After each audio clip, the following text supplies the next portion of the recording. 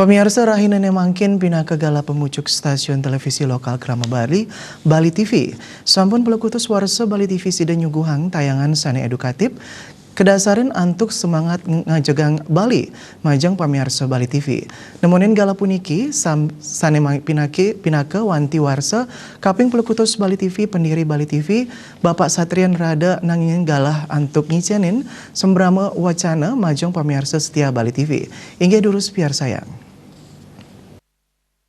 Om Swastiastu. Atas Asung Waranugraha yang widiwasa. Hari ini 26 Mei Bali TV memasuki 18 tahun Dharma Baktinya untuk Bali dan Indonesia. Terima kasih telah 18 tahun mendukung dan bekerja sama dengan Bali TV, mewujudkan keajagan Bali serta mewujudkan cita-cita proklamasi kemerdekaan Republik Indonesia. Suksma Astungkara, Bali TV sebagai matahari dari Bali tetap berkarya dan bersinar.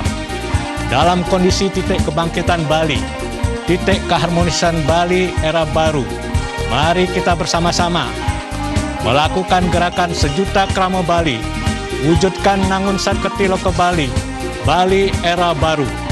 Mari kita bersatu bersama-sama, para Yowana Krama Bali, pengusaha, wira swasta, akademisi, lembaga sosial, lembaga pemerintahan sipil TNI dan Polri, wujudkan Bali era baru. Inilah momentum memulai hidup baru, Bali era baru.